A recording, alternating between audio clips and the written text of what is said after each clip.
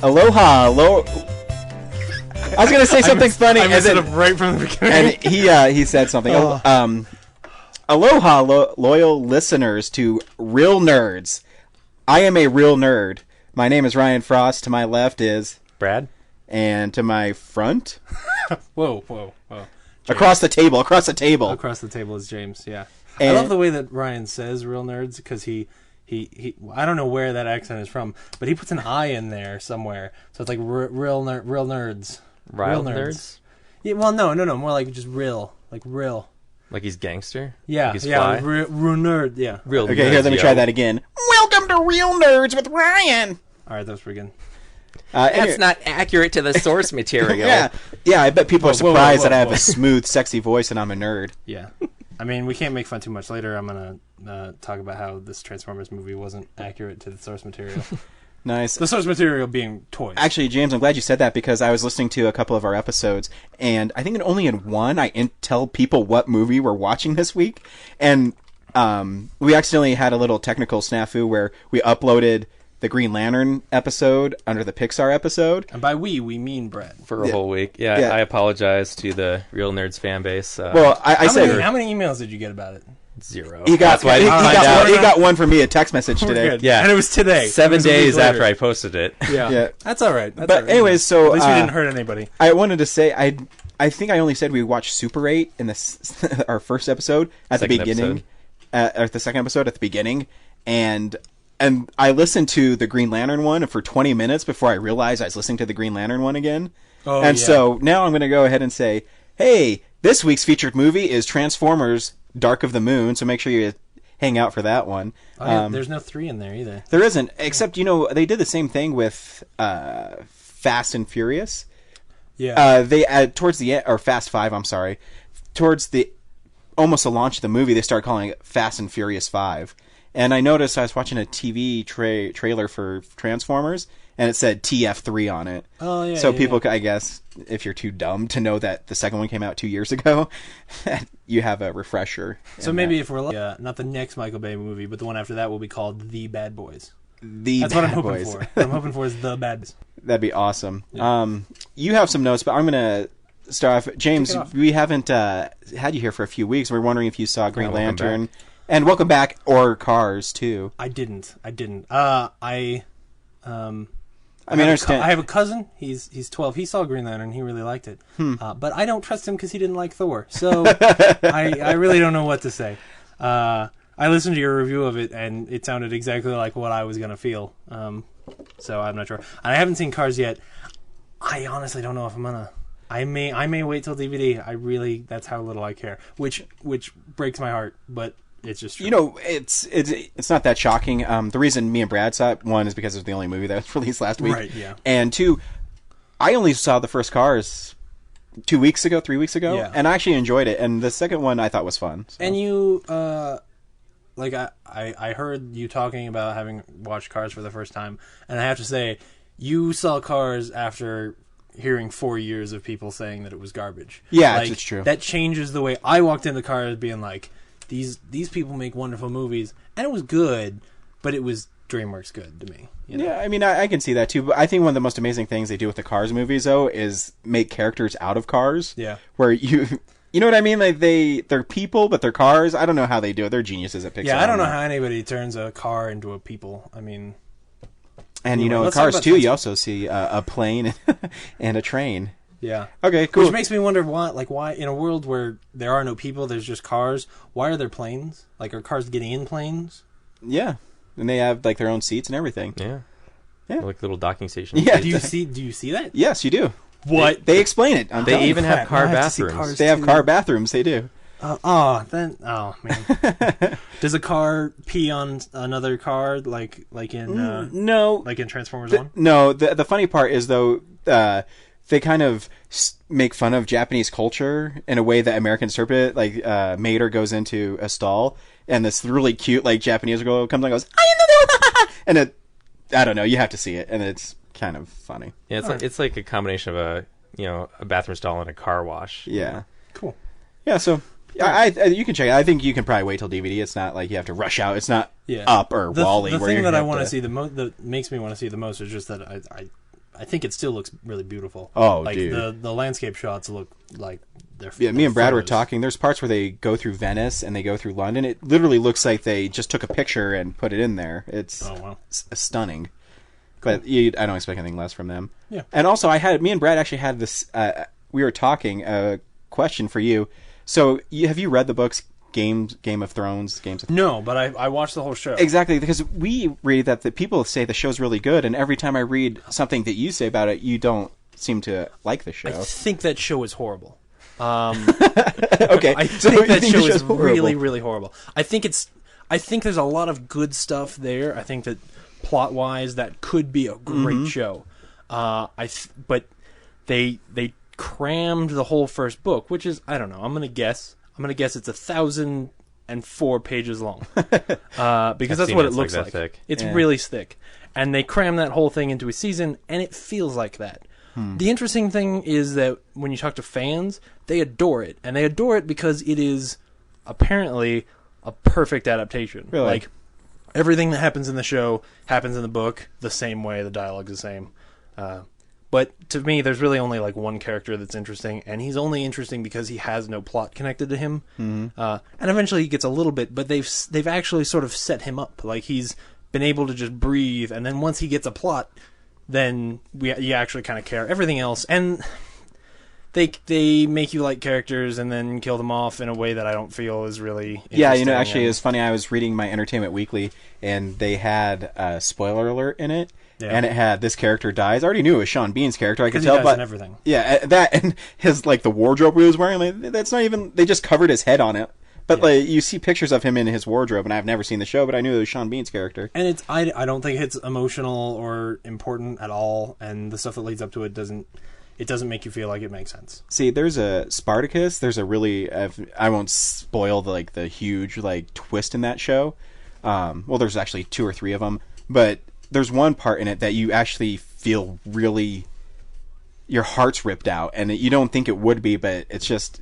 You should watch Spartacus: Blood and Sand because there's a way to kill characters, and Buffy does it. And Buffy does it. Anybody else does it as sort of cheaply as Game of Thrones does, and it just kind of, I don't know, it just happens. Yeah, it's interesting. I've said this before that I started watching the show The Borgia about the same time that Game of Thrones started, and it's another show that's sort of, it's not medieval, but it's historical setting, sort of.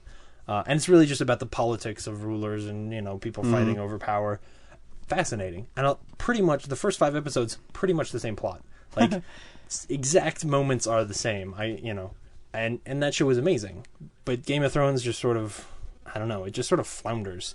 And it looks cheap. I'm not going to beat around the bush. It looks better than Hercules, but not good.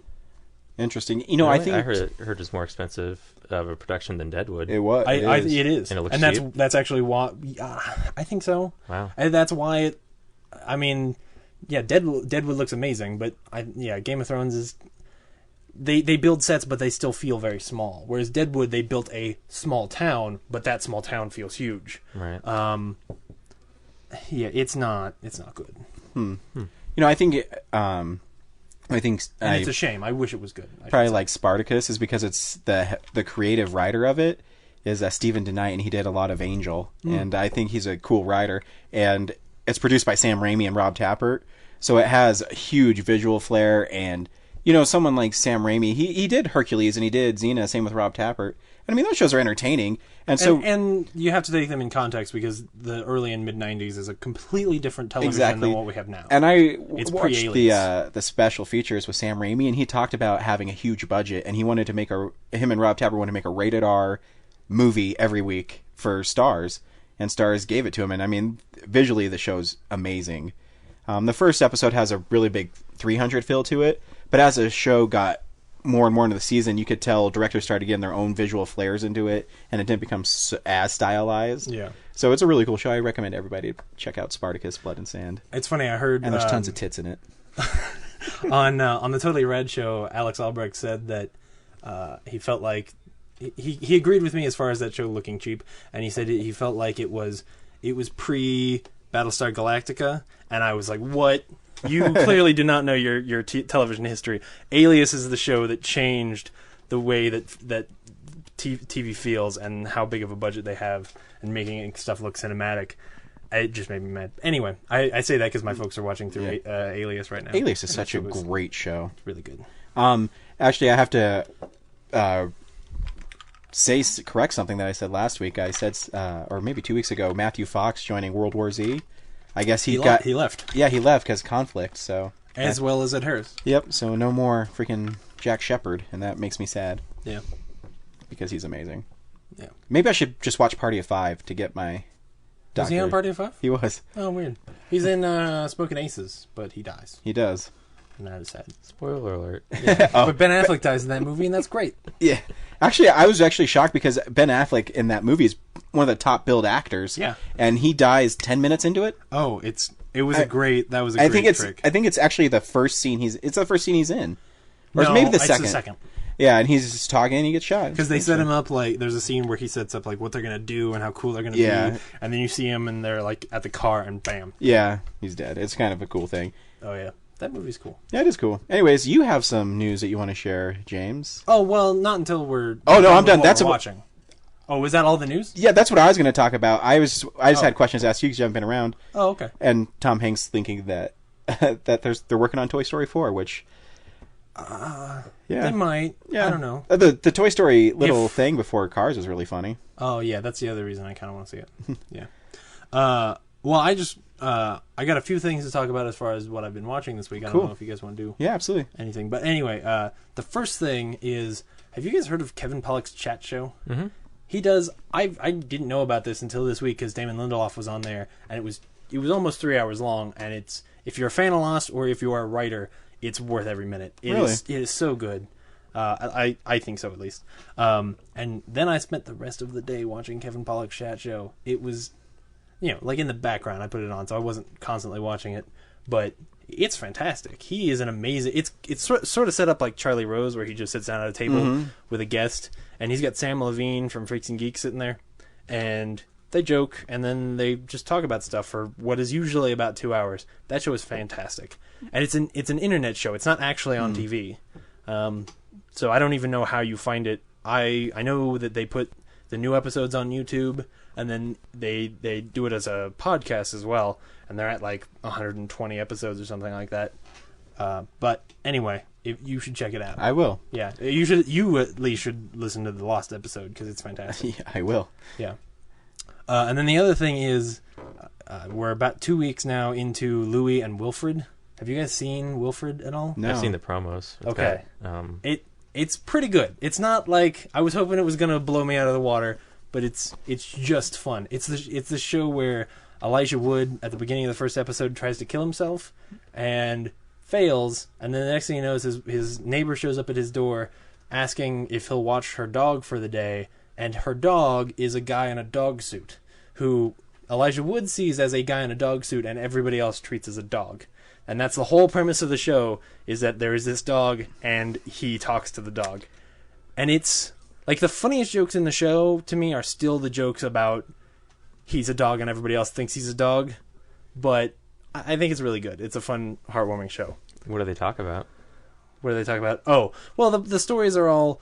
They usually have like a quote at the beginning from somebody famous, and then the quote sort of goes away except for one word, and then the whole episode is about that word, sort of. So the first episode is about happiness. The second episode is about trust.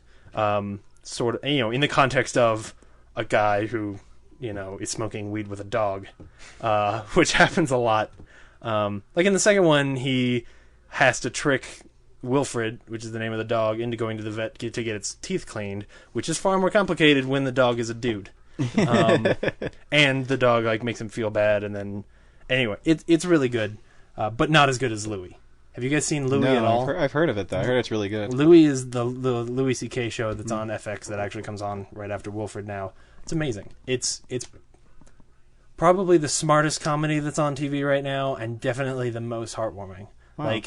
The way he writes that show, it's almost a drama. And you gotta kind of like sort of that awkward comedy. Yeah. He gets into a lot of situations where you're just going how you're laughing because it's the weirdest situation to be in. And there's a lot of, in the pilot of the first season, at the end of this date that he's on, he really creeps out this girl, and she runs away, and the camera pans to the right, and she gets on a helicopter and flies away.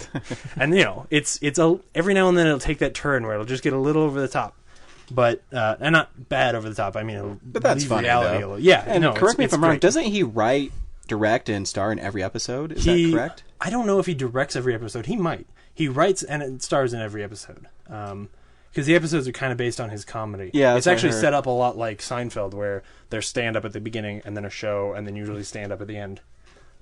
What's the deal with double parking? You got one car here, and the next one. That's my Seinfeld. The stand-up comedy is actually really funny.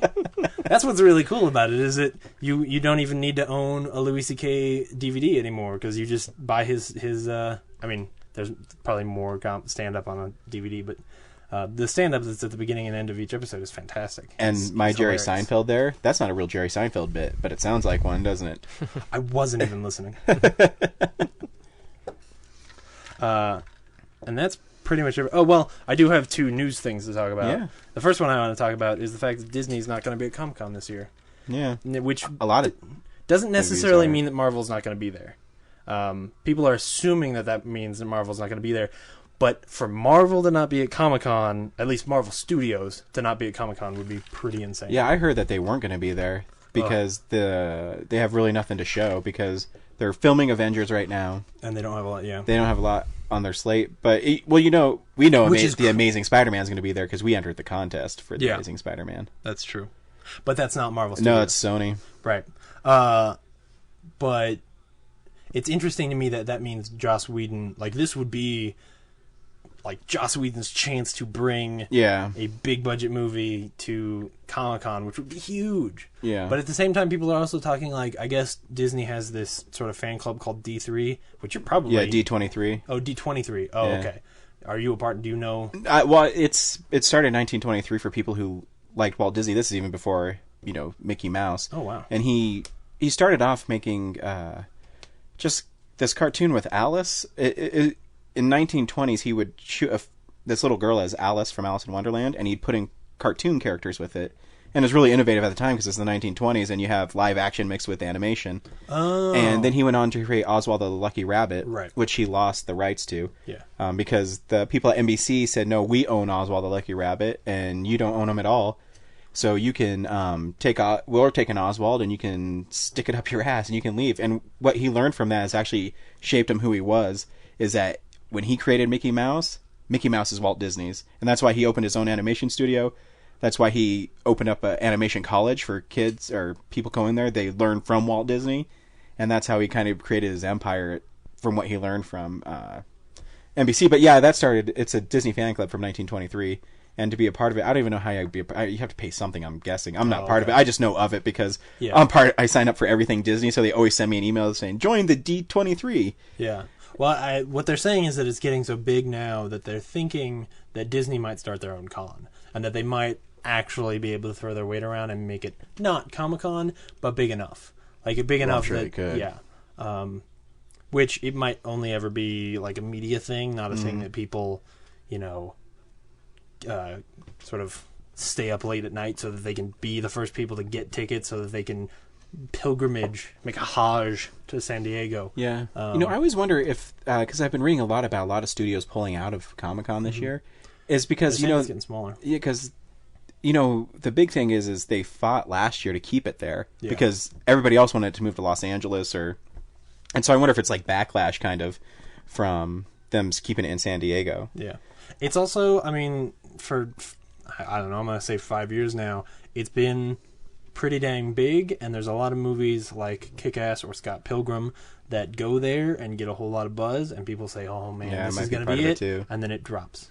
And it's starting to be this trend where people say, well, yeah, Comic-Con is good and all, but when whatever unlike Cannes or Sundance, where whatever the big movie that comes out of there that people are talking about goes on to be a big independent film for the year, usually whatever's big out of Comic-Con that people are talking about does really poorly. Yeah. Which is a shame, but that might be part of why they're that makes sense too. Yeah. It's kind of cool to me because, in the next couple of years I would like to go at some point, and if it's going to sell out like it did this year, that's not going to happen. Yeah. Anyway. You gotta pretty much be on your computer clicking and clicking. Oh, gosh. Yeah, that was horrible. I think it was the third time that they were like, okay, we're going to sell tickets. And I thought, well, I'm not even going to try this time. I'm just going to wait and, see if it works this time. Cool. Maybe I'll get on there and think about getting a ticket. But then sold out. Yeah, well, me and Brad, when we went, we bought, a couple months before the show. Yeah. I mean, the con. I think so, yeah. Yeah, like, it wasn't this instant thing, where you have to get them 6-7 months before. This year's, like, sold out a year before or something. It's crazy. Well, it sold out in February. They tried to sell tickets, I think, in November, and the site went down because it got rushed, and then they tried to sell in December, and the site went down because it got rushed, and they thought, so come mid-February or something, they said, okay, we're serious this time, we're going to sell tickets, and it was sold out by the morning. Isn't it crazy that Comic-Con is, basically powered by nerds, and I think their website is terrible. Yeah. I mean, it's not organized very well, and it's hard to navigate through it. I'm just saying that you'd think they'd be able to get someone like Brad to build a site for them and make it good. The truth is, at some point, the site is there for you to buy tickets and for you to print out a map. Other than that, it's not like nobody goes to Comic-Con's website for any other time of the year. All the guests. Yeah. I'm saying they could make it more easy to navigate. Yeah, it's better than George R.R. Martin's website. Oh, Game of Thrones burn. Sorry. Count it. Hey, if you guys still want to go to a comic book convention, I've got tickets to New York Comic-Con. Do you really? Yeah. I don't have the means to get there and stay there yet, but I have bought my tickets because they are readily available. Man, much I would easier love to get. to go. I would kill to go to New York because I know all the iFanboy guys are going to be there, and that would be cool. But I'm not going to be able to afford to go to New York anytime. My calculations, it's like a minimum of $600 flight and board. That's not too bad if you were days. planning. Yeah. If the last time Brad went, he went by himself, and you toured New York City and almost got mugged in Harlem or Chinatown. Well, where were you at? I suspected I was about to be mugged, but you can listen to that whole story on Nedcast. You can listen to that whole story on Nedcast. He actually got mugged, but he turned the gun on the guy and fought him. Nice. The guy knew kung fu. I don't want to reveal my secret superhero identity on the podcast, but are you the Phoenix? Are you the Seattle What's Phoenix? What's his name? I think it's his real the name. Phoenix. It's like Orlando something. Oh, his real name. Yeah, I don't. It's probably Orlando. Or it's it's just Phoenix Jones. That's yes. Yeah, Phoenix Jones. Ugh. He's been stabbed and got his ass kicked plenty of times. But that wasn't me. Oh, that's horrible. That's horrible. Yeah. And the other thing was, which we got to see tonight, and I was really excited about, we got to see the Mission Impossible trailer. That was really cool. Ghost Protocol, which I thought was a horrible title until they explained what that means and how it ties into the movie, which is in the trailer. Amazing. I want to see that movie right now. Speaking of the title, where's the colon? It's not Mission Impossible. It's supposed to be Mission: Impossible. Dude, you're right. Well, is the colon in 3? Oh yeah. Yeah. It's M : dash dash. What I think is always interesting about that is sometimes movie people. I thought Mission Impossible 3 is the best Mission Impossible, and yes, so far. It's the best action Mission Impossible. The plot of the first one I think is still really good. Mm-hmm. Yeah, but it's lightning in a bottle. You can't do that trick more than once. No, and so it only made $150 million or whatever it was in the mid-90s. Yeah, and so they said, oh well, we have to relaunch this whole thing. Tom Cruise is a liability, and I still. Oh, you mean 3? Yeah, 3 only made. Oh yeah. And so to me, I don't know. I still don't. I don't know if I'm the only person that does this. I don't look at an actor and think of his personal life. Like I look at an actor like Tom Cruise and I say, oh, he makes cool movies. There are some instances where I do and some where I don't. Yeah, Tom Cruise. Like if I'm looking at him and I just see Tom Cruise, no, I don't like. He's the crazy Scientologist guy. If he's in a movie, no, it totally goes away. Unfortunately, when it's something like Mel Gibson, I can't not see it anymore. Like that one is so thick that I see him now, and he means a lot of other things to me than like a little bit crazy. Hollywood's everybody in Hollywood's crazy. So Tom Cruise jumping on a couch once does not ruin how good Mission Impossible. And I mean, is. really, jumping on a couch isn't the same as like. And he was saying that he throwing racial slurs around and. He's saying he loved somebody that when he jumped on the couch, and that makes him crazy. Yeah. But how long has he been married to Katie Holmes? Yeah. Oh yeah. Can't remember. No. It's like 8 to 10 years. I'm guessing. He's been married to her for a long, long time. I mean, well, at least, and it's certainly long for Hollywood. Well, no, because his daughter is, how old's his daughter? She's like 4 or 5, yeah. Yeah. But they got pregnant pretty quick, so it's been like 6 or 7 years. I'd say 6 to 8 years. Yeah, it's somewhere in there, and it's impressive, and I don't know. I assume that you see pictures of them now out and they're happy. I don't know. But even then, I mean, people treated Katie Holmes like she's some sort of like, I don't even know what you'd call her, but that she shouldn't be dating Tom Cruise. But do you ever hear anything about him? No, you don't. I think they're a happy, stable couple to me, or at least normal. Normal, you know what I mean? Other than the Scientology crap. Yeah, but whatever. Yeah, that's just rich movie people who want to waste their money to me. Yeah. You pay money and you're high up, and as long as he's not out there, telling people that they're ignorant because they like psychology, I'm fine with it. Yeah, I mean, but that's what I mean. I never look at somebody in a movie and be like, oh, in real life, that dude's a douchebag. No. Because I don't know. Maybe it's just me. Because, part of that is that we're trained to watch movies and think of that person as the character. If we did that all the time, we'd be like, oh, that's, you see a movie with John Hamm in it and you go, oh, that guy's actually funny, but right now he's being serious. Like, I don't do that. When I watch Mad Men, he's Don Draper. Mm-hmm. And, when I see him somewhere else, he's somebody else. He's really good in Bridesmaid. I'm used to doing that kind of thing. But the Ghost Protocol trailer was badass. Yeah, and I'm excited because Simon Pegg ran into a building with a gun and was shooting. I thought that was cool. That was cool. But it's also, it's Brad Bird, the guy who at this point that's what I'm most interested to figure out is him doing live action. And action. There's action in the animated movies that he's done, but it's not the same. I feel like there's a different. In animation, you can do whatever you want. Right. With live action, you have limitations of physical people. Yeah. And I think it'd be interesting to see how he works with real actors because, I mean, obviously, I was reading an interview with John Lasseter, Pixar's head guy, and he said Brad Bird's a dickhead. But really? In so many words. He was talking about The Incredibles and how hard it was for people to work with him because he demands this, he demands that. And in a roundabout way, he was calling him, like, a professional dick. Yeah. You know what I mean? Like, he puts demanding. Great material, but he's really hard to work for. So I think it'd be interesting because you have Tom Cruise, who obviously is has one of the biggest egos in Hollywood. Yeah. And then you get a director that might not take any crap from him. You know what I mean? So you know what actually I thought was interesting? But at the same time, I mean, Tom Cruise has had his ego popped a few times in the last few years. Yeah, he hasn't had a big movie in a while. No, but you know what I thought was interesting too? What I noticed about the Ghost Protocol trailer is Bad Robot is the company that's producing it. Yeah. Yeah. So go J.J. Abrams. It still looks very Mission Impossible 3. Yeah. Like it, out of the first 3 movies, that is the one that they are definitely following up. Obviously, since it's got some of the same actors in it, but... And the go-to guy now, Jeremy Renner. He's Renner, whatever. The only thing that puts me off is, again, he's like scaling a building, just like Mission Impossible 3. He was on, like he was going to jump off that big one, and now again he's climbing up one, so it's kind of like going back to the well. Climbing. The climbing thing kind of comes from 2, I guess, because that one opens with him. On rock cliff. Climbing, yeah. One of my favorite Easter eggs on song. any DVD is the Ben Stiller, Tom Cruise MTV Movie Award vignette. Oh my gosh. Yeah, it's really good. Obviously because Ben Stiller does a great Tom Cruise, and he's Tom Cruise's personal stunt guy, and he changed his name to Tom Cruise, but he spells it Crooze.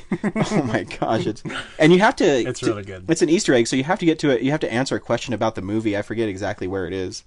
I'd have to pop in the DVD again, but you can just get it on YouTube. Yeah, or you can get it on YouTube, or you can do it the cool way when there's Easter eggs on DVDs.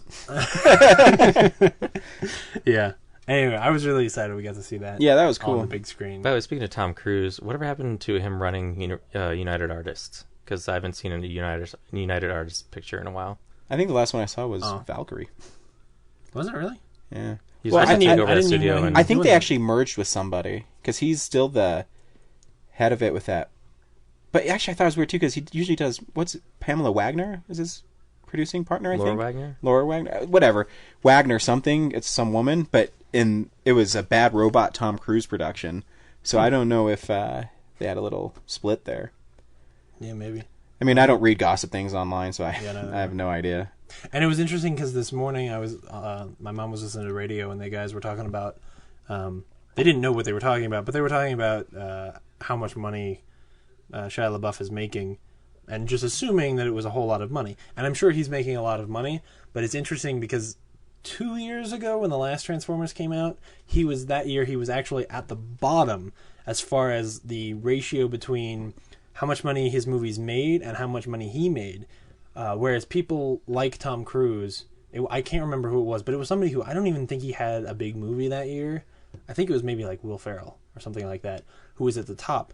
And it's because people like Tom Cruise come from an era where they were still giving you points. People like Shia LaBeouf don't get a portion of the profits from movies anymore, and Tom Cruise might not anymore either. Yeah, I think how cheap his movies are getting and how they've been performing, he probably isn't. I think the last one I read was Harrison Ford and Indiana Jones and the Kingdom of the Crystal Skull was the last one I read someone getting points for the movie. Yeah. And I think he ended up making like $80 million for that movie. And there's some people who should, because there's some people like, you throw Will Smith or Harrison Ford into a movie and that movie's going to make at least another $40 million. What movie? Now, should they get $80 million for bringing 40? No. But there are definitely people who, when their name is going to get people in the theater, they should get a portion. I forget what movie it was for Tom Cruise, but he made, I think it was maybe Mission Impossible 2. He made like $120 million for that movie. Because, they take the worldwide gross too. Yeah. And it did something like $500 million worldwide. Yeah. So, but they don't get DVD usually. No, but still. That's where people make money. Yeah. Yeah. Anyway, well, that's all I have. Do you have anything this week? News-wise? No. Yeah. God, you're worthless. Worthless. You just sit here in your Tron shirt thinking you're... My broken into Tron shirt. My carjacking Tron shirt. Funny. Yeah. Did they steal his iPod? Probably. Tron pod. Who wants to drive a Tron pod? Anywho. I've read some, there's some Dark Knight stuff. There's casting calls, but yeah, there's nothing really interesting news-wise that I found. Yeah, I got excited when I saw the cover art for Jurassic Park on Blu-ray. Yeah, but I hate that I have to pay to have Jurassic Park 3, because I don't want that. Yeah, I just want the first one. Yeah. I still think the second one's not bad. I really like the second one. I mean, it's not the first one, but it's all right. But I'm just for Blu-ray, I only want the first one. I've got the others on DVD, and that's fine. I'm probably gonna wait a year, and it'll be solo. Exactly. For sure. Or you get it on Black Friday. They'll probably be on sale on Black Friday because I think it's out in October. Yeah, I think it's the 25th or something of October. Mm-hmm. Anyways, I didn't watch anything. I don't think. I've just been working on this stupid Real Nerds website. God, what a butthead. Anyways, you will be listening to a word from our sponsor this week, which is my favorite sponsor that we've had on the show so far.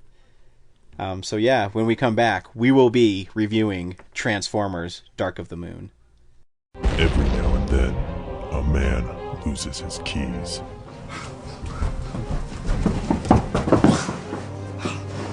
Oh my God. Has anyone seen my keys? Anyone? Oh, everybody's upstairs. In a movie with intense martial arts action performed by dangerous ninjas. Stupid rock! Oh God! Oh God! Oh God! Oh God! Oh God! Oh God! Oh God! No, seriously, real ninjas. And Oscar-worthy performances from one of the greatest casts ever assembled. I found my keys. They were in my pocket.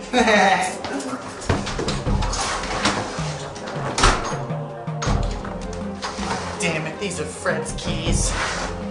Fred! Nebulous Visions presents the greatest movie in the history of cinema. Have you seen my key? Oh! What? Oh! Oh God! I think you crushed the ball. ILMK. I lost my keys.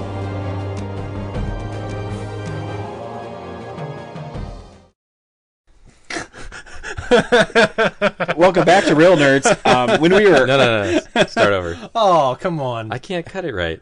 Why not? Because I'm limited by... Why can't you cut it right before... Now we're just... Okay, just go. It's ruined. Oh. Welcome back to Real Nerds. I'm Ryan with Brad and James, and we had an amazing banter when the commercial was playing. But we'll save that for a DVD extra. Yeah, it's recorded, but you're never going to hear it. You're never going to hear it because... Or if you do hear it, it will be a DVD. Oh, you already made that joke. We'll have an outtake section. I'm We're going to save it for monetary. I'm done. I give up. What's the Judd Apatow, Linorama? One of these days I'm going to start listening to Ryan while we do this. I know. Nobody does. Remember when we were doing the one upstairs and Brad said, "Are you going to say the name of the show?" I said it like 5 minutes before he said that. Oh, yeah. I'm sorry, I was watching our technical I tell you, no respect at all. I just missed it. Anyways, hey, you know what movie we saw? Transformers, Dark of the Moon. Do you want to hear the trailer? Well, here you go.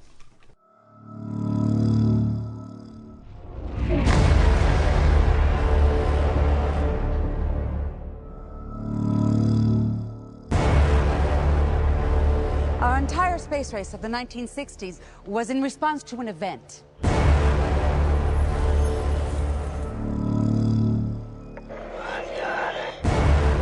If you breathe a word of what you've seen here, we'll do time for treason.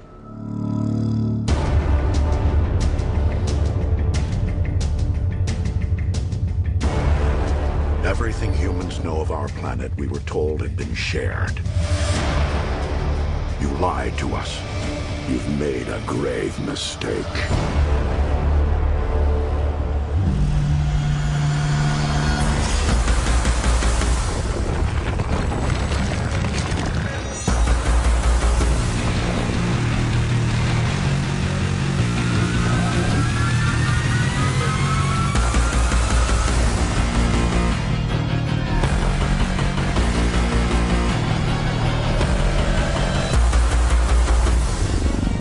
From now, they're gonna ask, where were you when they took over the planet?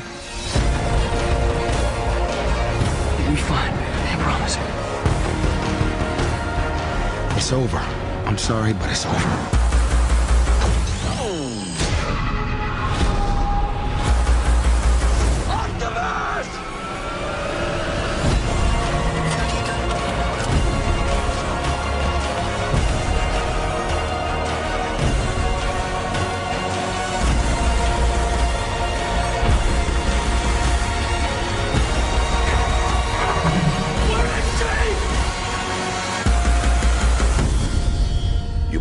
Your faith in us, but never in yourselves.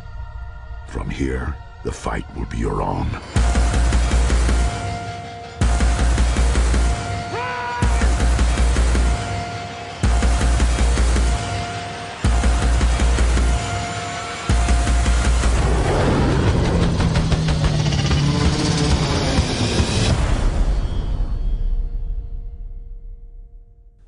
Welcome back. Oh my gosh, that trailer really got me excited. As being, and I don't mean to put you on the spot here, James, but I'm going to say you're the only Transformer movie fan here. Is that correct in that statement, Brad? Absolutely. And so, you mean you were asking Brad whether or not he is? Yeah, because I mean I already kind of knew, but I was just making sure before I launch into my next question. So you're the fan, and when you saw this movie, how did you feel watching Transformers: Dark of the Moon? It's great. Yeah. It's really fun. There's especially I'm interested to see what you think, especially since you didn't see the second one, which is easily the worst of the three, and where the sense of humor is just horrible. And that same sense of humor is still in this movie. There's a lot of just absurdism that sometimes is really funny and sometimes isn't. But as far as just being pretty and fun to watch, I really enjoyed it. And maybe the best plot out of all of them, which I know, right? Like, that's... I'm leaving, getting up. That is insane, but maybe the best plot out of all of them, because there at least is some substance to it. Yeah. Please elaborate. There's something to follow. I'll tell you, because I am not a fan of these movies at all. And I'll tell you how I felt watching it. There was parts in that movie, and I will say this, it's the first movie I've seen since Avatar where 3D is actually kind of warranted. Yeah, we saw it in 3D, by the way. We did see it in 3D. So, there's moments like at the beginning where that ship's rocketing through stuff. I mean, you get a sense of the depth. That is the coolest thing I've ever seen in 3D. And no, sorry, I forgot about How to Train Your Dragon. But it's the second coolest thing I've ever seen in 3D. But, it's cool. But where my problem with these movies come from is... just you hit the absurdity of everything else. And to tell you the truth, I actually think the best part of that movie is Shia LaBeouf. Oh yeah, because he actually grounds the movie, and he's the if you were in the movie, you would be him. Does that make sense? Like, he's taking you with him, and so he represents the audience. He represents the audience, I guess. Yeah, thank you. So that's how I feel, and I think he's actually pretty good. And I actually think he's a pretty good actor, and he I like him in everything. I still think Kingdom of the Crystal Skull is not that bad of a movie. And I know I was waiting for the implosion. No, I'm there with you. I don't think it's that bad. I think it's that bad. I used to not think it was that bad. Now I think it's that bad. But anyways, but when I watch that movie, I can't stand so many bizarre things. Like, what's up with the two little Transformers? Are they supposed to be funny? Because to me, they're just annoying. Yeah, they're supposed to be funny. Yeah. To me, watching it, it's every now annoying. and then there's a moment where they're like, I thought they were a little charming. The one with the hair, they've never had hair in these movies. The robots have never had hair before, but this movie... I did like the Predator homage one. Totally a Predator, which was weird. I assume the hair is just like really thin wires. Yeah, it looked like, because he was supposed to be a computer. I thought they were supposed to be like, fiber optic. That sounds horrible. Fiber optic cables, yeah. Whenever they're on screen, I could not stop thinking that at least one of them was Idiot Chittix. And the one that didn't have hair, that's the one that humped Megan Fox in the last movie. So I was sad to have him back, but he was far less obnoxious. But see, that's what I don't get is these robots are from another planet. Yeah, correct. They have like, and they have so many racial stereotypes and human nationalities. I don't get it. Yeah, like in their voices, because they don't have to have that because Optimus Prime and Megatron don't have that. Well, they're white. I mean, like you're setting them being white as the norm. Like they have to have no. I mean, you have the Scottish fat car guy. It's just weird they have accents. And then the Irish guy, and then the Italian guy. Yeah, I mean, and they explain that in the first one as being like that they learn everything. And they're all NASCAR. Were they NASCAR in the second one? NASCAR. Yeah, all their cars were NASCAR cars. Like there was the Dale Earnhardt car, the Jimmy Johnson car. Oh, those are the Wrecking Bots cars. Oh, those ones. Yeah, there was. There's just two of those. Yeah, they weren't all. There was four of them because the Scottish guy was a Target car. And then there was. I didn't even notice. I mean that right there is just the product placement. Oh yeah, that probably has nothing to do with them being NASCAR as much as it's just product placement. I guess they just copied because they saw them on TV. I guess the NASCAR guys. Mm-hmm. Yeah, I'm just, I don't watch any of these. NASCAR's a big sell. Yeah, I guess, but you don't see them in any of the other parts of the movie. There's a couple of of robots that are from the past movies, but everybody else pretty much is new. Like Ironhide and Bumblebee and Optimus, I think, are the only Autobots, and those two little guys, but they were Decepticons in the last one. Thank you. I was wondering because I thought they were villains in the last one. My Revenge of the Fallen memory is a little shaky. Yeah. I don't remember seeing like the one with the big eye and like the weird jaw. It was the other one that was like basically made out of sticks. Yeah, the guy with hair was not in the last one, but the one that was an RC car. Yeah, he was a Decepticon in the last one. I will say this though too. They did tone down the silliness with Optimus Prime a lot, and I like that. One of my biggest pet peeves from the first movie is when they're trying to hide from his parents. Oh yeah, and they're like whoa, whoa, whoa, whoa, and they're knocking over stuff. And they toned down his parents a lot as well. Yeah. Like his parents, and especially in the last one, were just way over the top. And in this one, there is, I think, a charming level of their weird stuff. Like, well, yeah, the movie has a certain sense of humor that you're either going to enjoy or you're not. And I kind of enjoy it. So scenes like. Or characters like his mom, who is always goes too far and is way too okay with talking about certain things. I think it's fun. I mean, I'm not going to make excuses. I really enjoyed this movie, like in a weird way, and I'm excited to go see it again. And part of that is that the Transformers have always been something I really liked. I was really into Beast Wars when I was little. I thought that was great. So getting to see this is sort of like. It's not like seeing a Spider-Man movie, but it's like seeing, I don't know, something else from when I was a kid, Yeah. And plus, I'm a Michael Bay fan, unabashedly. So his action to me is just fantastic. Well, you can chime in whenever you want, Brad. But again, one of my problems with the movie too is Michael Bay can shoot action better than anybody. Yeah. I don't know, maybe not better than anybody, but he's comparable. Yeah. To a lot of elite directors. As far as everything being very big, he makes everything very big. Yeah, but his small moments and his dramatic moments are not very good. Nope. It seems like he can't get performances out of actors. Besides Shia, I actually think he's really good. Yeah. But I mean, you have the part where they're driving into Chicago, which is an amazing sequence. Don't get me wrong.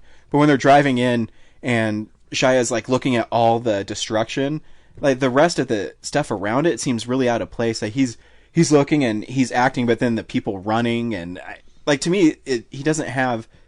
I don't know if he doesn't have the director capabilities, and he's more talented than me, so I'm not knocking that. But to get those moments from people, like he can't do it. I think at a certain level he doesn't care. Oh, some of that stuff is so small that he knows that people that are there for his kind of movie aren't even going to notice. Like, his sort of dramatic moments in the movie are so short and so that they're practically unimportant.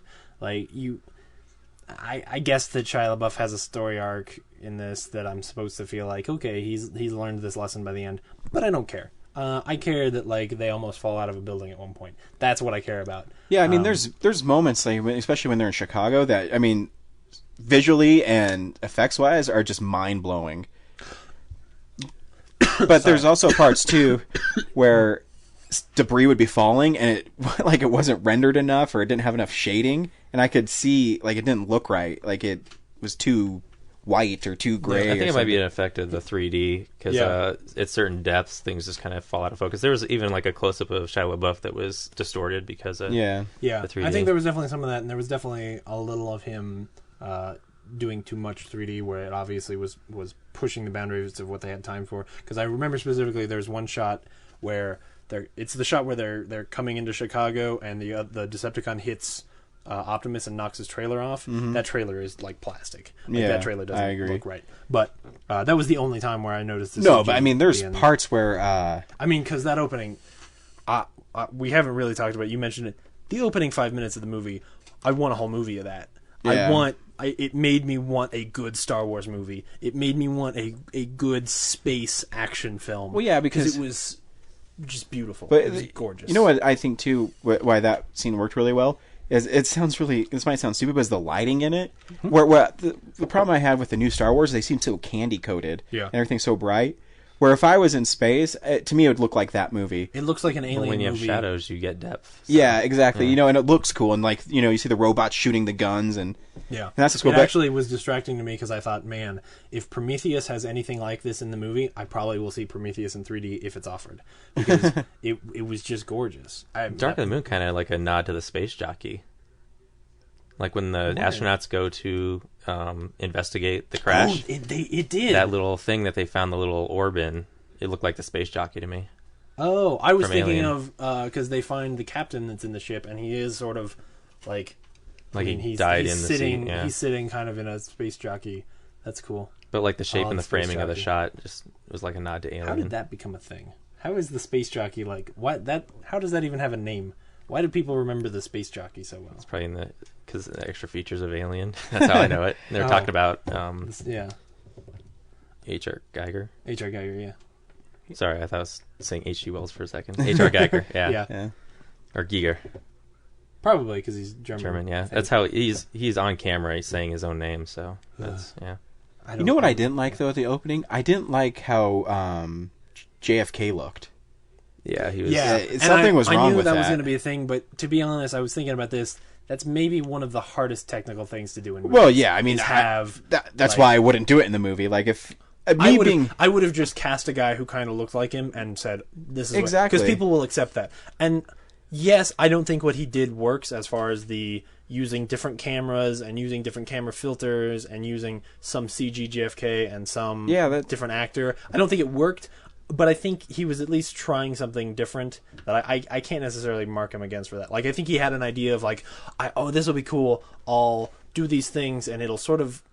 Honestly, what he was trying to distract us from the fact that it was not really JFK, and it just doesn't work. But to me, like, as a director, again, if I was making a movie and that looked like that, I would just cut it. Because you don't need it, because you can use archival footage, and they obviously used archival, audio. Yeah, and then they cut to the actor saying it, and it didn't sound anything like the real JFK. And to me, I'm just we knew like what happens in that scene. We knew, but see, to me, that's what kills movies for me. Sometimes is it you go there because they should be able to get you into the movie, but stuff like that really takes me out of it. And you have the technology, and if you can't pull it off, I don't think you should do it in movies. And I say that even being a huge Spider-Man fan that I am, one of my least favorite shots in any Spider-Man movie is in Spider-Man 2 when he's fighting Doc Ock and Doc Ock has Aunt May and Spider-Man shoots his webs on both sides and starts walking backwards to slingshot himself. I think it's not animated properly. So it really bugs me, and that's the only. I've never noticed it. I always like that. That's the only negative thing. Like the running across the rooftops when he first starts using his abilities. When he's like, I mean that's bad too, but I forgive that one. Yeah, because they still can't. To this day, I said it in the Green Lantern review. They cannot get people flying right, no matter how hard they try in movies. They got them flying right in this movie. I don't know. There's a point where you get that's real. Josh Dashumel, what's his name? Something like it. He's like looking this way, and the green screen is really bad. Oh, I didn't even notice. I didn't notice a scene of him, like a close up of him when they were flying. I don't remember that. But the shots of those guys flying through the buildings, I thought they were pretty cool. No, they're cool, especially because it's Oh no, because that's real. No, that was cool. But I will say this too about that movie. They didn't do the Force 3D. As much as I've seen in other movies. I mean, a couple of times when they did the POV with the gun to the left, I thought that was a little distracting. But other than that, it was distracting. But they didn't do the whole. Even when Optimus Prime was giving orders and he's pointing, they didn't do that stupid where the camera's his fingers right. You know what I mean? In fact, there were a lot of times where I noticed that it was not really in 3D, where they had sort of taken the effect away because they were like, "Well, we're not using it here, and it'll hurt the movie if we use it here." I think and then when they had something cool to do, then it came out. Yeah, I think that's how he did that. I don't know. I think that's why it's effective. I think that's why it's effective because you get movies that I saw in 2D like Pirates of the Caribbean, where you have these forced perspectives where they're or they use. I always say this in the Resident Evil movie, and they do it in a lot of 3D movies. Is we'll put bars in front of the camera, so it adds that extra depth. But what I did like about this movie is they didn't force you into those moments. You know what I mean? If the depth came from the tentacles of Shockwave going up, you still got the sense that it was in 3D, and you didn't have to be forced to, like a goofy camera angle and stuff that's really unnatural. And there was never a time where there were people and it was just a scene of people talking where there were times when I was thinking about it and I was looking and I was like, well, they're not doing anything with the 3D here that is distracting, but it adds just a little bit of depth in a way that it doesn't need to be there, but the important thing is it doesn't take away from the times where the 3D is cool. Yeah, I think too I actually kind of enjoyed the movie. There's just parts of it where it just really took me out of the movie. Oh yeah. But there's some moments even when they're trying to race back to warn Optimus, when Bumblebee transforms and shoots Sam out of him and he's turning around, and I think that was a really cool scene, and he didn't look too CG to me, and I think they're finally starting to get that bridge, you know what I mean? Even the scene, there's a later scene where with the grappling hook, that way we don't have to spoil it, which the end of that scene, as a fan of Transformers as a whole and of these movies, what happens at the end of that scene is cool to me. Like the fact that Sam Witwicky is able to do what he does and to that character is really cool. Yeah. But anyway, that in that scene there's a CG him that flies sort of at the camera and it looks a little waxy, but in a way that I'm okay with. Yeah, because I think they're actually starting to make really horrible. They're starting to make steps forward, and it's not bad. Yeah. Actually, my favorite death in it is, I won't say who dies, but was the Mortal Kombat spine rip. And that's what I think's funny about movies and the ratings is you have violence. It's not. You have robots that are getting hit and blood's pouring out of them. Which, by the way, did they have red blood in the past movies? There were a couple times where, the robots shot red blood out of them, which was weird. In this one. Yeah. Not in the past one. But that's what I mean. This movie's PG. Also, they all had a lot of saliva for some reason, which was the worst. I assumed it was just oil. Yeah. The worst 3D was when Starscream is spitting at the camera. And I'm going, I just assumed it was oil. Or some but fluid, there's the guy who's the sort of dragon bird thing. There's a moment where he opens his mouth and there's like saliva there, which that kind of thing is kind of cool. But yeah,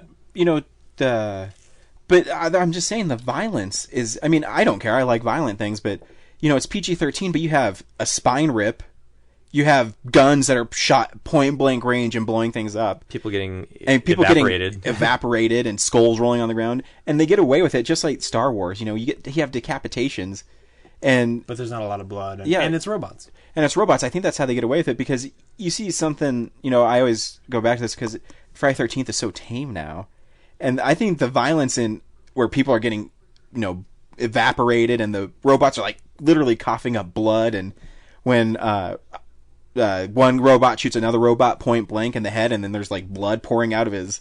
I mean, like that's pretty graphic. And I mean, I don't care. Obviously, I just think it's an interesting. That's how you can get away with it. Also, for PG-13, I think they covered one instance of every swear word you could. When did they say the F word? They didn't say the F word. I think. Did they cut away from it after this is a whole. I think cluster. one of the little robot. Yeah, he was gonna. But he didn't say it. There's also I should have wrote it down, but I think there's another one earlier. I think you may be right, but yeah. Maybe. But I mean, everybody does that now. Like, that's not really my point. The last 3 movies I've seen, they have said that. Yeah. Like all summer, people have been dropping F-bombs. Yeah, that's you can say it once because it's just, It's like someone... It's when you say it twice that it's bad. It's like one person did it, and they're like, oh my god, you can do that now. Everyone's doing it. Well, I watched a documentary about... The documentary wasn't that good, but it was about the motion picture Is it... This ratings. One was not yeah. I really enjoy that. It's interesting. But like... when I forget what director it was, but they were talking about it, saying, if you have the opportunity to use the F word, we use it. And I forget who was saying it, but it's kind of funny because... Yeah. I mean, I would too if I was a director, and I would push the limits. And obviously, I think they did with this movie, with the violence and. But I mean, I don't know. I feel like it's not that bad. Like, I think that it does make a difference that it's robots and that it's done. There's some sort of blood stuff, but it's really quick and not really. I think that comparing this film to, say, I don't know, The Dark Knight is a rated R film to me because. Nothing in this movie is as bad as the pencil in The Dark Knight because the pencil is disturbing and violent and chaotic in a way that would give a kid nightmares. The way that I don't think that robots fighting or getting shot in the head. I mean, it's quantity. A lot of good guys shoot bad guys in the head, like that mentality. Sure, but as far as things that I would think are visually disturbing, I don't think there's anything in this movie that's really that bad. Well, the only argument I'll have with that is in The Dark Knight, you never actually see him hit the pencil. Like the cut's so quick, you don't need. And there's no blood. That's what I'm saying. It's your mind that plays with it. I think it's more graphic to have a robot literally rip the head off another robot and see the spine come tearing out with blood shooting out. To me, I think that's more graphic. But I mean. Again, I was just, I'm just saying that it's amazing that they can get away with it now because... Yeah. Exactly, The Dark Knight. And, I think PG-13... I don't know. I just went and spent a week and a half with my cousins and, one of them is 15, the next one is 13. I don't know. I think a 13-year-old boy could absolutely see this movie and not... Oh, yeah. No, I'm not, saying that, you shouldn't see it or anything. I just think it's interesting the parallels and what you can get away with because they're not human, but even though they act like humans and they do human things, I mean, they even say Optimus Prime, what saves him is the humanity that he shows. Anyways, you were saying, Brad? Oh, I was going to say, because you mentioned The Dark Knight, a lot of this movie I felt was taking nods from The Dark Knight, like the soundtrack. The soundtrack is Inception. Is it Inception? Well, there's the scene where they jump out of the building and are flying down the building, and it's going, BOOM! Yeah. I just watched The Dark Knight on cable, recently, so it's just, immediately, even in the first 5 minutes, the soundtrack was just, it sounds so similar. And then the whole finale is in Chicago, almost like they're saying, The Dark Knight didn't do enough with this location, so here we're going to go balls out and just... Well, it's really just because Michael Bay hasn't destroyed Chicago yet. I actually thought it was... I don't know if this might make me sound like a terrible person, but I haven't seen that destruction in America in a movie since September 11th. Nope. I mean, and they had buildings collapsing, and I mean, I'm not oversensitive. I was just thinking as I was driving to your house, I'm like, wow, they haven't really shown as far America as getting global destroyed. scale destruction. I think it's better than any Roland Emmerich film. Oh yeah, yeah, and he's been avoiding like real cities for the last 10 years. There was a movie this year that actually destroyed New York, and I don't remember what it is. I don't remember, or maybe it hasn't come out yet. Either way, they're like, shoot, somebody was just talking about this. That it is like it's been 10 years, and now you can destroy a big city again. But it doesn't feel like it's Cloverfield. Movies like Cloverfield to me are the movies that hit that vein as far as sensitivities to that subject. Mm-hmm. This is we've seen these before. I don't have sense. I just it actually just struck me. I just didn't think that last time I saw like a destruction of a city in America has been a long time. If you saw Battle at LA, I did not. I saw the trailers. It's pretty good. War of the Worlds. Yeah, War of the Worlds. War of the Worlds, you don't see a lot of destroying cities. You see a lot of like they destroy like New York. They destroy part of New York. Yeah. Well, they destroy like that street, and then you see. War of the Worlds was shot like in 5 months, and it was out in theaters like in 9. Spielberg's really efficient. He is. He's had a lot of practice. I think that movie's really good. I think it's just amazing to me. Well, and I think that seems to be what he's doing with Warhorse too. I think Warhorse comes out in December or something like that, and he just started filming that like at Christmas or before. The trailer for that was pretty good. So, Ed, what did you think of Transformers since me and James got on our little? Sorry, I've been trained not to talk over people. So, and like you guys cover a lot of stuff. So, no, I'm just curious. Like my review is just really short. Like I thought the 3D was fantastic. I thought the action was 10 times better than any other Transformer movie so far, and just most movies in general. Like it's what 2.5 hours, maybe? Almost 3 hours. It is a little long. It is really long, and it's. My big gripe is just the dialogue, and there's so much exposition in the beginning of technical stuff, and it's technical stuff that's not even like rooted in reality, so you can understand it. It's so fantastical, and like trying to remember Revenge of the Fallen, where like another Transformers fan pointed out, there's like something where if Optimus is a prime and Megatron's a prime and the Fallen's a prime, like one of them should be able to kill the other or revive the other. I don't remember. Think Megatron is a prime. But so there's like some like logic glitch in there, and then I was trying to carry that over into this movie, and that's way too. I mean, which I probably shouldn't be doing. This is you're really logic really, glitches, now that I think about it, I'm sure because the Fallen is a prime, and that old guy that dies in 2 is also a prime, but I'm pretty positive that Megatron is not a prime. But anyway, that whole thing is convoluted and silly. Yeah, I think if you just take this plot for what it is, as far as they have these things and they're gonna like make this thing appear. Bring at the Cybertron end. To Earth. If you're gonna, we're gonna just say it. They've got these things, which is not, it's not that important. You're not really spoiling that much. They've got these things and they're gonna bring Cybertron to Earth, which. Whatever, like the way physics works as far as that is concerned, if you put two spatial bodies that close together. Anyway, it's pretty simple. Like that plot compared to the other movies is a third of it much. Tries to make it so like grander than it really is, and they try to create this mystery, but it's like it's so convoluted that I just find myself zoning out. Everything that they set up in the first hour could they take 15 minutes where they could take 5. And they also set up. They also, here's this actor. Remember them? Like they put so many like recognizable faces there's in a comedic little bit too moments. Much callback to past movies, especially with John Turturro. Or just like needs to friends. not be in the movie. John Turturro's character is. There's 2 things though. First of all, everything revolving Patrick Dempsey was. Like in the second half was bizarrely cool. McDreamy.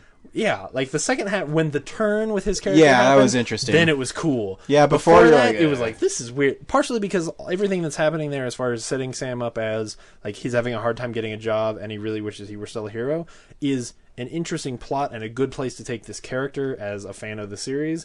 But they take way too long. Like the whole thing with John Malkovich doesn't need to be in the movie. Oh, John Malkovich was terrible in the movie. And I didn't think I'd ever say that. And just hamming it up, yeah. It's like John Malkovich did not need to be in that movie. Yeah, and he was terrible somebody brought him on in and that said, movie. can you just chew scenery for a while? Because, like, we have some nonsense for you to do. Because John Turturro is in this movie for 20 minutes, so we need someone else to make this movie I don't know not why good. they spent so much time on John his Turturro. workplace. It ultimately served no purpose other than to have, like, one of the NASA guys there. Which, how is he, if he was part of those original missions, how is he that young? Wait, who? The Asian guy. Ken Jeong. Oh, yeah, that was weird. Yeah, why is Ken Jeong in the movie? I forgot about that. That was weird too. Like all of that stuff. And then they try to balance him bizarre. being really funny with him being serious and with creepy him too. Yeah, sometimes the natural Ken Jeong comes out and it's funny. You know, like the scene where he's like up, he's waiting in line behind the copier, and he's sort of up behind that lady, and she turns around like, "You're being creepy," and he's like, "What? I'm next." Like that line is really good, funny, yeah. but then the things that are like clearly written into the story, horrible. Just doesn't play very well at all. Yeah, the first hour and a half is weird. What did you guys think of Leonard Nimoy as the voice of the robot? I thought that was really disappointing. I thought it was cool, except that it was distracting. That's the Optimus Prime and like most of the major Transformer Autobots and Decepticon, I thought had terrible dialogue. They had like that cliched, like "I'm gonna kill you," "I'm gonna say it before I do it," you know, like even though I don't have to, or I'm, you know, here's the grand scheme of things that I want to remind you of, like just those unnecessary lines, and that's what took me out of it. And even borrowing that one line from Star Trek, that was kind of like, well, no, I knew going in that they were going to borrow a line from Star Trek. I thought it was going to be a different one. I thought it was going to be "You are now and always shall be my friend." Which, if they had said that, I was like, "No, you can't touch that one." I thought you said that to Optimus Prime, though. No. Am I thinking of something else? No. No, because that, like I said, that would have made I heard me it mad. somewhere in the movie. To me, I don't think he fit the character. Like to me, it wasn't right. Really? Yeah. I just think I don't think he was doing a particularly good job, and I think it was distracting. That I didn't think it was, because I kind of enjoyed that character and like what that character was. Well, I liked as a villain. I thought it was kind of cool. I liked his arc, but I didn't like Leonard Nimoy as a voice. Yeah, and to me, it just it just didn't seem right. Like he didn't have. God, it sounds so. You guys are gonna hate me. He didn't have presence in the voice, where when you hear, maybe because Optimus Prime's voice is so unique. But, to me, he didn't have the presence I felt that someone so important would have. And I don't know if it's the fault of the dialogue or if it's the fault that because he's old and can't. I don't know. I chalk it up to something completely different, which is that, unfortunately, like, voice actors do not get name recognition very often. No, yeah, there I agree. Are a few. Nolan North, who does Nathan Drake. Love him. There are a few that do, but they are all really, really good at what they do.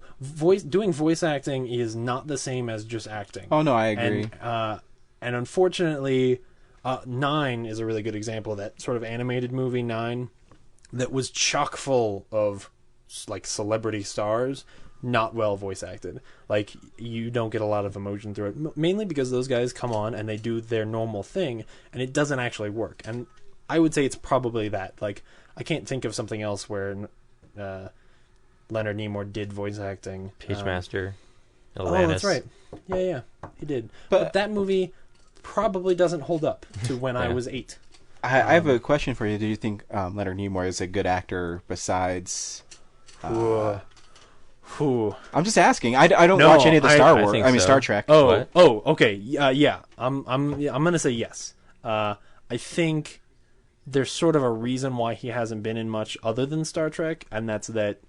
For one thing, he's kind of typecast, unfortunately. But I also think that he's like the way he acts is very specific to that character. And I think that's what you just hit on the head. Why I had a problem with that character is because to me he didn't sound like a powerful being to me, and I think that's, and it sounds bad, and especially if I'm on my podcast, it's called Real Nerds, but to me, he doesn't embody. Comes in slack. He's been like in hibernation for about 60 years. He was in Star Trek 2009. Yeah, but that was the first thing he'd really done. No, I'm talking about his character. I see what you're saying. Yeah. But you know what I mean? Even the part where he's on top of the building and he's shouting off and things, or he's telling off lines. Yeah, he's telling off Megatron. To me, it doesn't sound. Yeah, it doesn't play as well. It doesn't play well, and I think it especially in comparison to like you've got Megatron there, who I think is really well done in the last two movies. I'm pretty sure it's still Hugo Weaving doing that voice acting, and he does a great job. So even in this movie, like Megatron is sort of a small character, but every time he talks, I'm paying attention. Yeah. Like I still think he's a good villain. So holding him up next to this guy, you're like, yeah, this is not. What was he doing at the end? Taking a breather? Yeah, he's on top of the building. He's like sitting there. We're gonna win, and we're gonna take down the Autobots. And then the next time you see him, he's like, fell down. Well, because he was on that. He was like, next to that tower. Yeah. So he fell down when they shot the other thing, and then he was just sort of sitting there. And he was like, "Well, I guess." And Starscream just. He was. Why doesn't he just? He was a little kill that chick. Like, that's a part too. Yeah. Also, too, why did they round up all the Autobots when the whole part before 30 minutes leading up to that they're just killing each other, and then they're going to take these guys hostage? Yeah, yeah. And then the professor guy, I'm a good chap.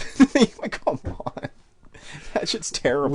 We have not actually talked about. You just hinted at it, but we have not actually talked about the absolute worst part of the movie yet, which is Rosie Huntington-Whiteley, who just kills every scene that she's in. I know. Like, when she talks. Yeah, we talked about this horrible. On the way over. But it's funny because...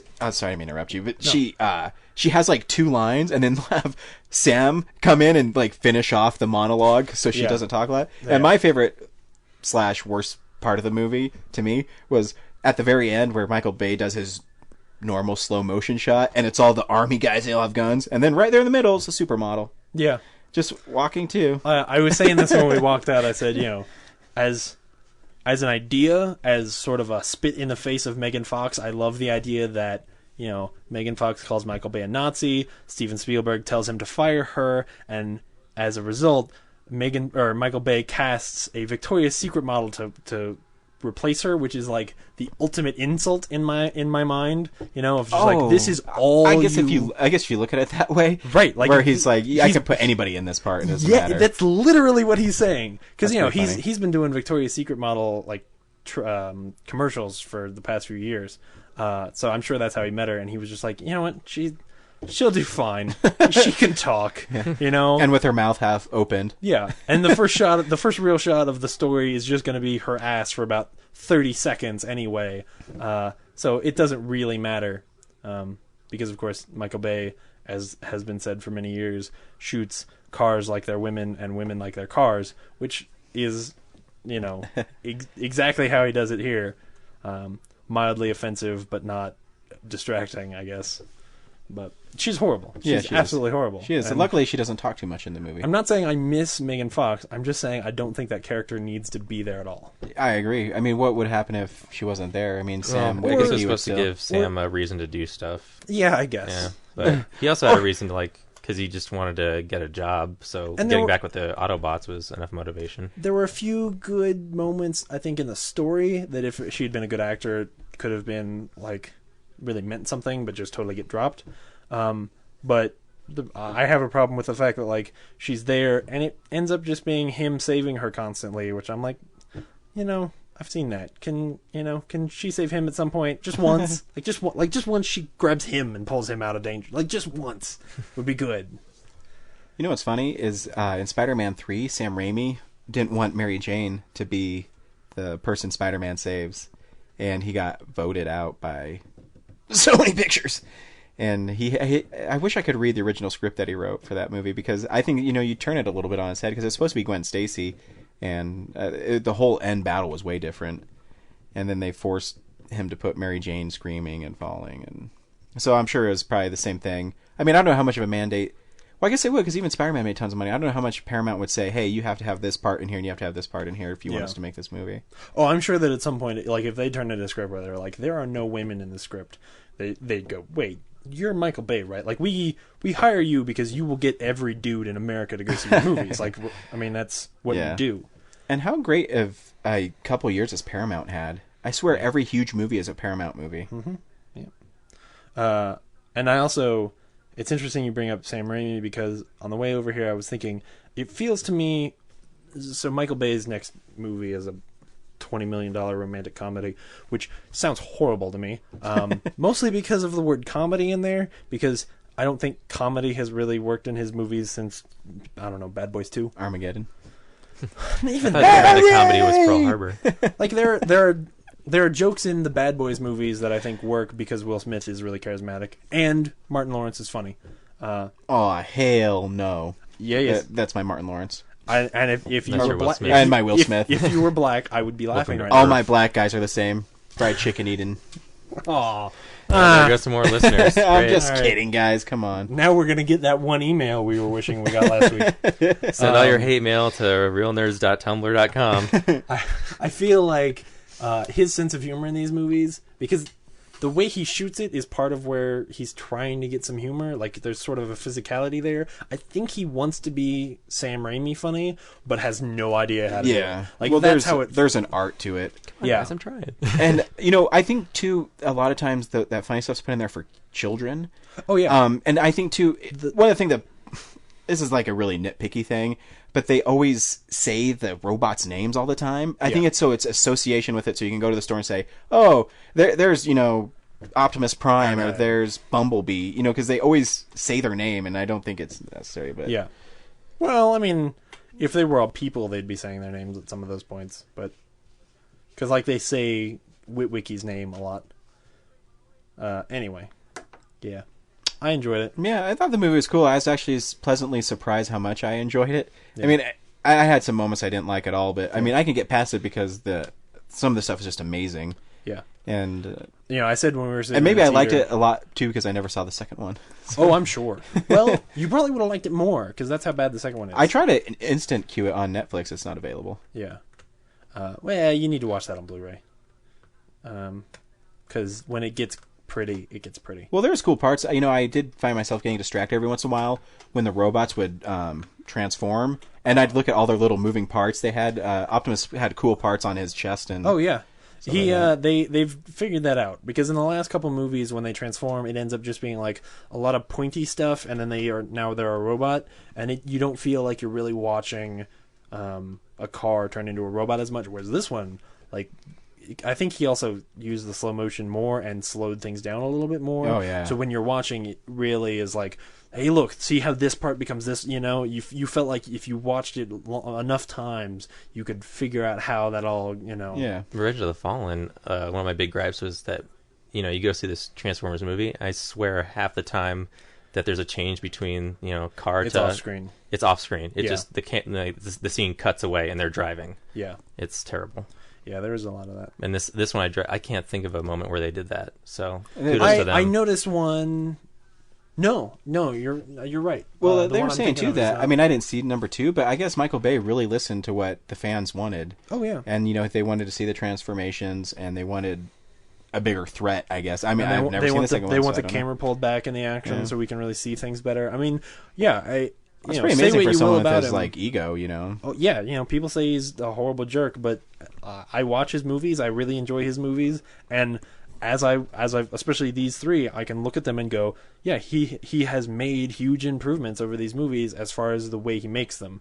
The second one is really racist and convoluted, but the action is still fun. And this one's spectacular and convoluted. It's less convoluted. It's honestly not that complicated. He also wishes he made the movie Apollo 13. Oh man, that would be horrible. I love that movie. It's like, that was the thing. I didn't get to make that movie, so I'm going to put it in this one. 3 episodes, I made a comment about the fact that I'm fascinated with the Apollo program, and so when they said this whole thing, when they made this whole story, I was like, oh come on, like, don't take the edge, like, don't abuse this thing I love for your story. I ended up being okay with that, especially they got the Rice College speech in there at the beginning. And Buzz Aldrin had a cameo. Buzz Aldrin, that's the biggest spoiler of the movie. Oh, sorry. Buzz freaking Aldrin walk onto the... I mean, it's not that important, but like, that blew my mind for a second. I was like, Buzz Aldrin is talking to Optimus Prime. Yep. That was a scene. That was cool. That was worth it, for me. And I do like, too, one of the things I didn't like, what kind of put me off as a trailer is they always had Optimus Prime saying these lines, But they actually worked better in the movie when I saw the movie. The part where he was talking to Frances McDermott, and he's like, "You made a horrible mistake." Yeah. Like the whole actual that was really taken out of context in the trailer. Yeah, and so I actually agreed with it. Liked it more. And I actually kind of felt like he was mad. Like at the scene where he's supposed to be furious, I kind of felt like he was actually mad. Mm-hmm. That was cool. So if I was to tell you to watch this movie, I'd get it on Blu-ray and just bookmark all the action scenes and skip over all the other crap.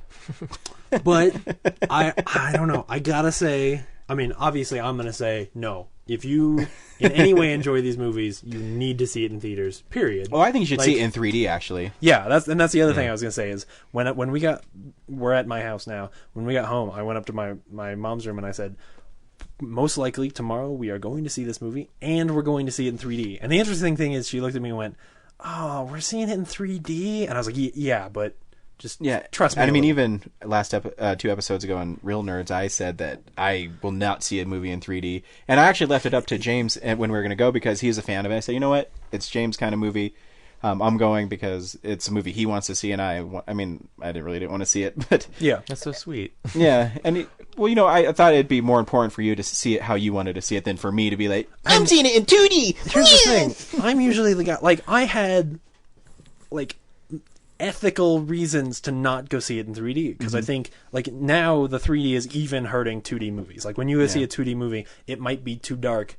When I saw Super 8 for the second time, I'm pretty sure it was too dark because they had the 3D filter on, which makes me mad. I don't like that, and I want 3D to fail epically because of that.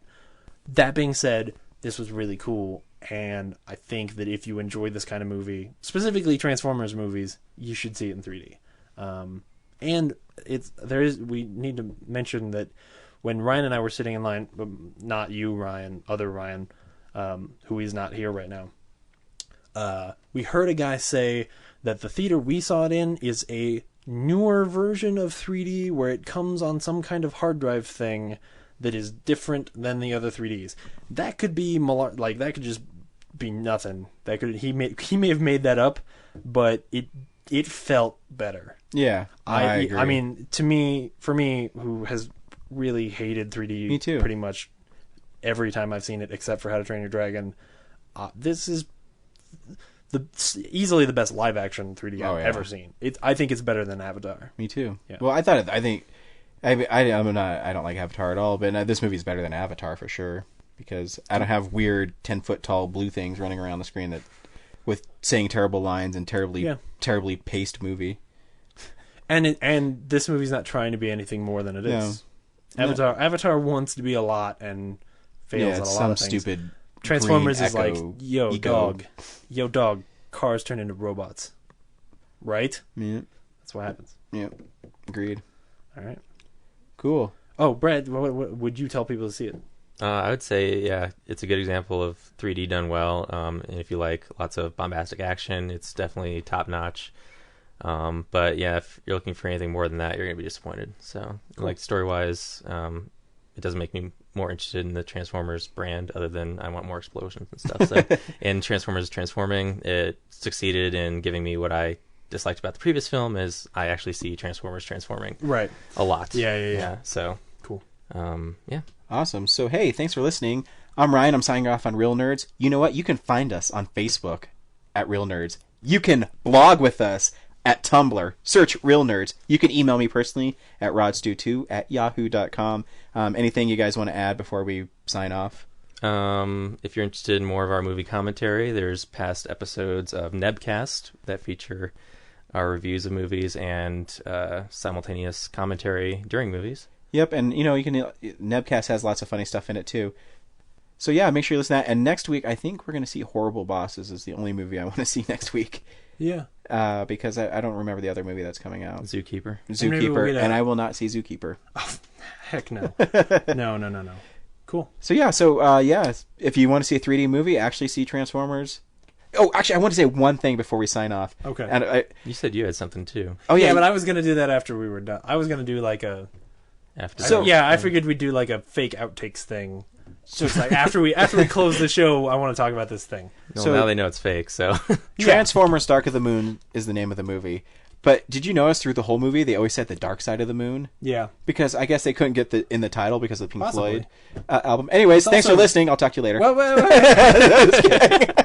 It's also they don't know the difference between the dark side and the far side of the moon, which aren't the same thing. Because at one point they use them interchangeably, and I was like, wait, that's not what that means. Like, it actually doesn't make sense because everything we see is not in the dark. We never see the dark side of the moon in the whole movie. Yeah, I know. That's what made me laugh too. But maybe the dark of the moon is actually the Autobot that's in the moon. The dark of the moon. Of the moon. Just remember that when you watch it. It sounds like it sounds like a werewolf movie. Blew your mind. Sounds like the sequel to The Wolfman. Yeah, Wolfman. This movie actually does have Dark subtext. Of the moon. Oh, yeah. All right. Anyways, boom. End of show.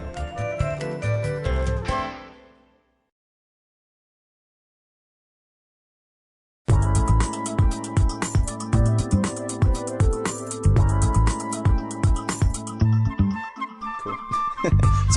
So yesterday I was watching, I was waiting for Futurama to start, and so I ended up watching The Daily Show, which I haven't really watched The Daily Show in years, because at a certain point it stopped being satire to me, and they started getting sort of preachy, which it's not necessarily that the fact that I don't agree with them politically, it's just that I didn't think it was funny anymore. But anyway, I'm watching the show, and it's pretty funny. And then they get to the part where they're talking about, you're aware of the law that they just shot down in California about creating sort of a censorship form for video games. I thought that Jon Stewart was kidding when he did this, but he was not. He started showing fatalities from Mortal Kombat and being like, I don't want kids to see this. Like, I don't think kids should be able to go and buy this game, and I'm kind of wish this law had passed. It made me furious. It made me absolutely furious, because it was clearly he for one thing, he didn't know what he was talking about, because if, let's say, you were 10 years old and you went up to the Walmart down the street and tried to buy Mortal Kombat, you can't.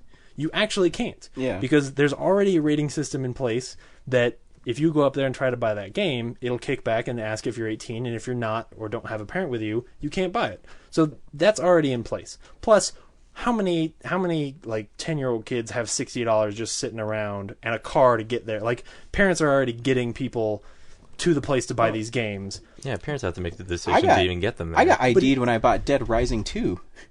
Yeah. I mean, you can't go in there and buy super glue or paint. You're definitely not buying Mortal Kombat. But it was horrible to me, being a fan of comic books and having spent as much time in college researching censorship as I did. It was not terrifying. I knew it wasn't going to pass, or I hoped. California's been real weird lately. But it's, maybe the closest to that tyrannical, ignorant, and destructive form of censorship that comic book had. I mean, because what it essentially would have done, you wouldn't have been able to buy a game like Mortal Kombat in California. Exactly. Because as soon as you're going to fine Walmart for accidentally selling video games to minors, they're not going to carry it. They're going to stop carrying M-rated titles. They've done that stuff. They've done that plenty of times before. And every other medium right now, comics not so much, but that's because they have a history. Every other medium right now censors themselves. They don't have really a government, like the MPAA is not really a government crackdown form of censorship. So why that would ever need to be in place, it made me so angry. Well, yeah, the problem is I think a lot of people are just so misinformed about all aspects of whether it's a video game, whether it's media. I'm a firm believer of, because I played Mortal Kombat when I was 5 or 6. Yeah. I watch violent movies. There's a point where you're just crazy. I've never sat down at a video game and a movie and be like, you know what? This reanimated corpse butchering teenagers is real. And I bet if I do that and I get shot, nothing happens to me. I don't buy that defense at all. I don't think anybody is so dense and so sheltered that they do that. Everybody looks for an excuse why someone, whether it's Columbine, it's Marilyn Manson and was it Doom? Yeah. Or they want excuses for people being fucking crazy, and there is no excuse. They're just crazy, and that really irritates me, and that's why I get so built up about things like that because whether it's censorship in comic books, which I think is ridiculous. Was ridiculous. It was ridiculous. It was censorship in movies, I think is ridiculous. Yeah. I don't... Broken now. Yeah, I mean, that's why there's rating systems. And I like rating systems because I don't like being carded for when I bought Dead Rising 2, but I understand why they do it. And I'm going to give them my ID and I'll get on with it. But I don't like that, you're telling me that I can't do this. Yeah. And that's just, it's just a very boxed in way of thinking. And I think it'd be your decision to exactly and be exposed to what you want to be exposed to. Exactly. And that's, or your parents. Like if there are kids who are out there who are playing Mortal Kombat who shouldn't be playing Mortal Kombat, it's their parents. It's on their parents to do it. I mean, I just had a run-in with this where I was talking earlier about visiting my cousins, and a year ago my cousins adopted a little boy from China, and he's still adapting, and he's still like speaking for him is still a little but they told me a story about a moment where he had been playing a whole lot of Halo, and they started seeing him sort of reflecting that violence in other places in his life, where he was making jokes about like when he would get mad, he would make jokes about killing people, and they were like, okay, you need to stop playing Halo for a while. Mm-hmm. And that's the way to do it. That's responsible parenting. Yeah, he's 6. Maybe he shouldn't have been playing Halo. But even then, he's got older brothers and sisters. It's really hard to tell a 6-year-old who's got 4 brothers and sisters who are older than him that he can't do what they're doing. That's good parenting. But, I mean, I would, if my child wanted to, I'm not a believer of censorship. So if my child wanted to play Mortal Kombat, I'd say, sure, play it. And then if any time they would start punching their sister or start punching people, I'd say, you know what, you're done. Yeah. Because that's responsible parenting. And you punish them for that. Exactly. Not for the... Exactly. That's what I hate censorship. It's one of my biggest pet peeves. And I think that's why things, when you can do a podcast, you can do Twitter, you can do Facebook, I think it's changing the world. And it sounds kind of silly to say, but people in Middle East, they can't get away with it used to, because I can sit here and take my iPhone and do this. It's like, oh, look, you're shooting people. You can say that, you're not, but sorry, pal. Yeah. And that's one of the... I hate censorship. I think it's the most annoying thing that can possibly happen. Yeah. It's not even coming from a place of really wanting to help people. Like, it's just exactly this weird entitlement of like, well, I feel like this is wrong, and so I'm going to tell you that it's wrong. It's not. For a lot of lawmakers, it's just like it's something they're going to put on their scorecard. Like, I accomplished this, and that's why you should vote for me again. And I'm okay with I'm not okay with it. It's wrong. Like the way our politics works is really shitty, but I'm okay with the idea that this guy in California was trying to pass this law, probably knowing he wasn't going to succeed, and he's been doing it for like 5 years now. And they say it's because he's running for mayor or something like that. Like he's probably using it to make himself look like a family guy, and what I can forgive that. The problem is when it's somebody who I generally think, even though I don't agree with him a lot, every time I watch Jon Stewart talk, I feel like this guy knows what he's talking about. He's at least done his research. He sees things differently than I do, but he knows what he's talking about. And this was a moment where I was like, you have no idea what you're talking about. You're completely... Again, it's just misinformed. Completely off the mark. Yeah, and I mean, I love Jon Stewart, but I mean, if I saw that, I'd be mad too, because I just don't like that. Yeah. And it's, it's the same argument with, gay people. Who cares? Yeah. It's just leave people alone. Leave people alone. And see what That's all that matters. Because we live 20 minutes from where Columbine happened, and I know people who went to that school. I know people whose sisters were there at the time that it happened. No, it has nothing to do with. Agreed. They played these games, or they did, like, those kids were fucked up. Period. Exactly, crazy. Yeah. Why can't you just be crazy? That's the problem, and that's that people always. That's a defense, that insanity defense people have a problem with, because it is. I have a problem with it. Yeah. The dude who walked up and shot that senator and shot all those people, of course he's crazy. Do you really need to have an expert tell you that? Yeah. No, that dude should be locked away or should be fried. Yeah. I don't have sympathy for people like that. Sorry. Yeah. I will say that years of playing Mortal Kombat has made you think it's okay to murder kittens indiscriminately. That's wrong, true. Ryan. I do shoot them out of rocket launchers that I keep. But only kittens that Laura doesn't own or know about. Exactly. I made that up, right? When she's out of town, there's Facebook events started of come and watch. You know what's so funny about Kitten her? Snuff 2010 is no matter how much I tell her that I like our cat Mia, or how much I like let her lay on me, I'll always pick her up. I say, all right, Mia, I'm tired of your fucking ass, and I'll like pick her up and like pretend to throw her, and Laura always just says, no, like I'm honestly gonna throw the cat. And then Laura tells the opposite side of that story of like, you know, he acts like he really hates that cat all the time, but every now, like the other night I caught him like with the cat sleeping on his stomach, and we went, yeah, I mean, it's the same, of course, duh. Yeah, exactly. I don't like cats either, but earlier I was at Ryan and Lisa's place, and their cat was really nice, and I was like, this is a cool cat. Yeah. That's nice. But if you claw me, I'm still going to hate cats. Exactly. I don't have a problem with the cat. Whatever. You know, she's nice. She just walks around, and, you know, she's actually easier to take care of than my dog. Her, I put food in her bowl, I leave her alone, she leaves me alone. My dog, I have to walk around all the time. Your dog, you feed your dog a cat every day. Like, that dog is huge. Oh, yeah, he is big. You know.